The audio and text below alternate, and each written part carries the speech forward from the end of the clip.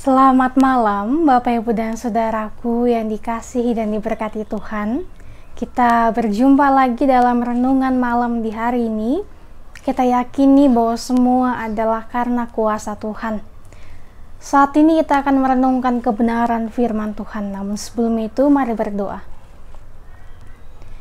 Ya Bapa, kami bersyukur atas penyertaan-Mu yang begitu luar biasa bagi kami. Saat ini kami di kediaman kami masing-masing menundukkan kepala kami, memohon kuasa Tuhan sehingga dapat menguasai diri kami dan juga memampukan kami untuk mengerti bahkan memahami kekayaan akan firman Tuhan yang sebentar lagi kami renungkan bersama-sama. Untuk itu bersabdalah ya Bapa, karena kami telah siap untuk masuk dalam pelayanan firman Tuhan. Demi Kristus Yesus kami telah berdoa. Amin. Bacaan firman Tuhan di malam hari ini dari kitab Kejadian pasal 37 ayat yang ke-18 sampai dengan ayat yang ke-22. Firman Tuhan, dari jauh ia telah kelihatan kepada mereka.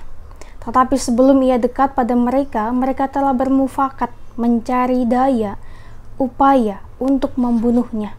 Kata mereka seorang kepada yang lain, lihat tukang mimpi kita itu datang. Sekarang marilah kita bunuh dia dan kita lemparkan ke dalam salah satu sumur ini. Lalu kita katakan, seekor binatang buas telah menerkamnya.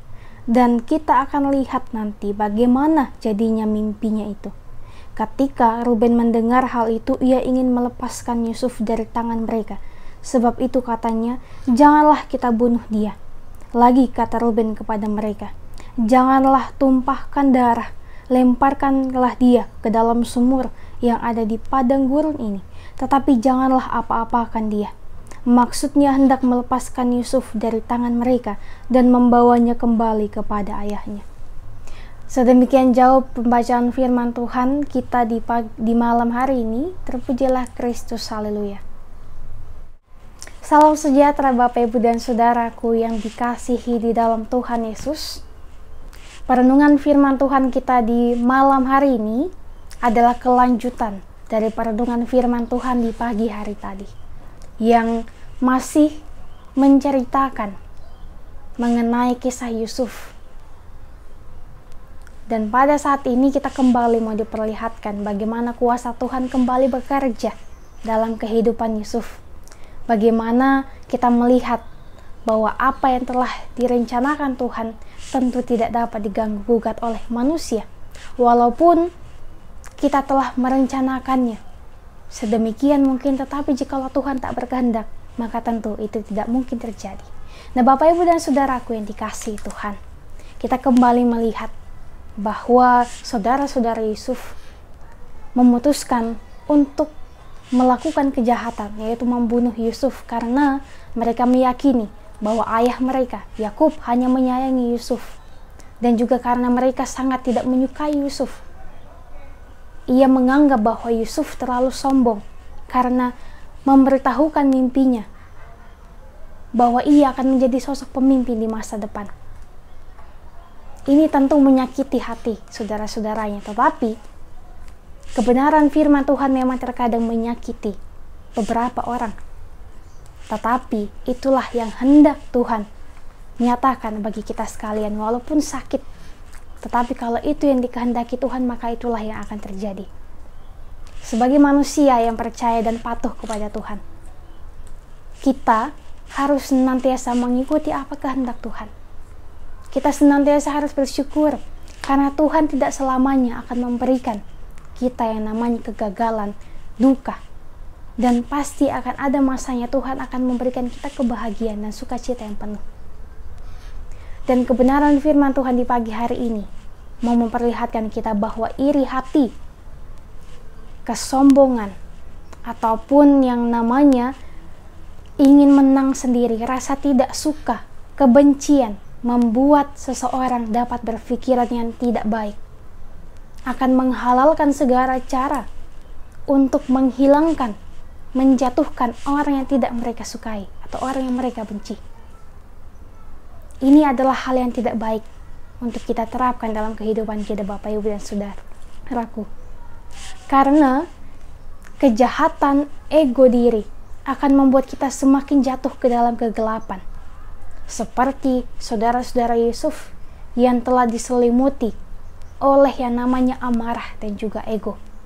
Untuk itu, Bapak, Ibu, dan saudaraku, kita semua mau diajak untuk senantiasa melakukan yang terbaik bagi kehidupan kita dan menghilangkan ego, menghilangkan amarah, kebencian dalam diri kita. Bapak, Ibu, dan saudaraku, apa maksud firman Tuhan di malam hari ini? Firman Tuhan di malam hari ini hendak mengingatkan kita bahwa percayalah pada kehendak Tuhan. Dan setiap apa yang telah ditetapkan Tuhan tidak dapat diganggu-gugat oleh manusia. Dan ketika Tuhan sudah menghendaki kita untuk menjadi sosok pemimpin di masa yang akan datang, maka pasti itulah yang akan terjadi. Dan seperti yang saya katakan di renungan pagi tadi, saya mengatakan bahwa kita semua adalah pemimpin. Pemimpin bagi diri kita, pemimpin bagi keluarga. Jadi kata pemimpin bukan hanya sebagai salah satu jabatan dalam pekerjaan ataupun dalam pendidikan, dalam organisasi, tetapi menjadi pemimpin adalah sebagai tugas dan tanggung jawab kita masing-masing. Menjadi pemimpin atas diri sendiri dan juga menjadi pemimpin bagi keluarga dan semua orang. Dan untuk menjadi pemimpin tentu tidak mudah, selalu ada resiko, selalu ada tantangan, kejahatan. Tidak semua orang menyukai kita. Pasti ada saja yang tidak menyukai kita, entah karena iri, karena benci, karena melihat kita sukses, ataupun karena melihat kita yang tidak bisa berbuat apa-apa sehingga kita direndahkan. Namun percayalah Bapak, Ibu, dan saudaraku, Tuhan punya rencana yang indah bagi kita sekalian. Mungkin di saat ini belum dinyatakan Tuhan, tetapi akan dinyatakan Tuhan di masa yang akan datang. Seperti kisah Yusuf yang senantiasa mengimani dan juga senantiasa bersyukur walaupun ia berada dalam tantangan. Ia hendak dibunuh oleh saudaranya sendiri. Ia dijual ke Mesir sampai kepada Potifar. Bahkan di Potifar pun ketika ia telah mendapatkan lumayan kenyamanan, ia kembali mendapatkan tantangan. Ia masuk ke dalam penjara. Dan pada akhirnya kita melihat bahwa nubuatan Tuhan, kehendak Tuhanlah yang terjadi. Ia menjadi penguasa Mesir yang kedua setelah Firaun. Ini adalah suatu kebanggaan, suatu proses perjuangan yang begitu luar biasa yang dialami oleh Yusuf untuk dapat menjadi sosok pemimpin bagi dirinya, bagi keluarganya, bagi semua orang. Maka mari percaya melalui kisah Yusuf, seberapapun besarnya masalah kita, tantangan kita, seberapa banyak pun orang yang tidak menyukai kita, namun jikalau kita tetap bertekun di dalam Tuhan, kita tetap melakukan yang terbaik, membuka diri untuk dipakai Tuhan, melakukan kebaikan, menyebarkan kasih, membuka diri untuk dikuasai oleh Roh Kudus yang akan menuntun kita mengetahui mana yang baik dan mana yang tidak baik untuk kita lakukan, dan melakukan kehendak Tuhan sehingga menjauhkan diri kita dari apa yang namanya kejahatan. Ketika kita membiarkan diri kita dikuasai Roh Allah, maka yakin dan percayalah kesabaran, sukacita yang penuh, rasa syukur, bahkan di tengah-tengah tantangan kehidupan yang menyesakkan hati pun, kita akan senantiasa percaya dan juga senantiasa berbahagia, bersyukur karena ada Tuhan yang senantiasa menjaga kehidupan kita. Bapak, Ibu, dan saudaraku yang dikasihi Tuhan, kita sekalian hendak diajak Tuhan untuk mau melakukan yang terbaik, senantiasa berdoa, senantiasa mengusahakan setiap rencana masa depan kita, dan senantiasa percaya pada kehendak Tuhan. Percayalah bahwa pada saat kita mengalami kesulitan, Tuhan tidak akan meninggalkan kita. Tuhan yang sama yang menyertai Yusuf akan menyertai kehidupan kita juga di saat ini sampai selama-lamanya.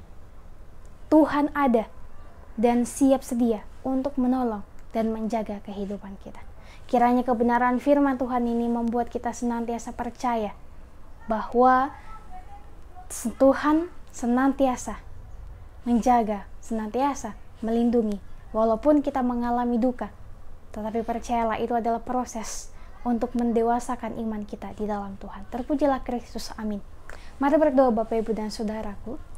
Ya Bapak, terima kasih untuk segenap penyertaan-Mu dalam kehidupan kami. Kami bersyukur kami memiliki Allah seperti Engkau. Kami boleh belajar dari kebenaran firman Tuhan yang mengajak kami untuk menyadari bahwa di dalam kehidupan kami senantiasa diperhadapkan oleh yang namanya tantangan, masalah kehidupan, pergumulan, kekecewaan, ketakutan, kekhawatiran. Kami percaya Tuhan, itu semua adalah proses yang telah Tuhan limpahkan bagi kami, dan kami yakini bahwa semuanya dapat kami lalui jikalau kami mau senantiasa bertekun untuk berbuat kebaikan, berbuat apa yang Tuhan kehendaki bagi kehidupan kami, dan senantiasa bersyukur atasnya. Kami berdoa bagi kehidupan kami, Tuhan. Kami bersyukur bahwa Tuhan boleh menjaga kami dari awal, dari pagi tadi, siang, sore, hingga malam hari ini kami boleh berkumpul bersama-sama dengan keluarga kami, bahkan secara pribadi. Kami boleh datang untuk menaikkan syukur kami di dalam Tuhan. Terima kasih untuk penyertaan-Mu yang senantiasa menyadarkan kami bahwa di dalam kehidupan kami selalu ada Tuhan yang menjaga, bahkan menolong kami untuk mampu melewati pergumulan-pergumulan dan juga masalah kehidupan kami. Untuk itu ya Allah, senantiasa lindungi kami di hari-hari ke depannya. Ampunkanlah kami ketika kami melakukan kesalahan yang mengecewakan hati-Mu, bahkan mengecewakan hati sesama kami. Mampukan kami untuk melakukan kebaikan, menghadirkan damai sejahtera di tengah-tengah keberadaan kami, di lingkungan kami tinggal, di lingkungan kami bekerja, di lingkungan kami berpendidikan, dan di lingkungan kami mengusahakan kesejahteraan hidup kami. Bantu kami Allah, layakan kami, supaya kami mampu untuk menjadi pelaku-pelaku kebenaran firman Tuhan dimanapun kami boleh berada. Dan malam hari ini ya Bapak, ketika kami akan beristirahat, tolong kami, lindungi kami, supaya kami boleh beristirahat dengan nyenyak, dan dengan kuasa Tuhan kami boleh bangun kembali besok pagi untuk melakukan setiap rencana-rencana demi masa depan kami. Ini kami Tuhan, ini syukur kami, ini doa kami. Di dalam nama Tuhan kami telah berdoa dan mengucap syukur hanya kepada Bapa di surga. Amin. Terima kasih Bapak, Ibu, dan Saudaraku. Demikian perenungan firman Tuhan dalam renungan malam di hari ini. Selamat beristirahat, sampai jumpa di renungan-renungan selanjutnya. Tuhan berkati kita sekalian.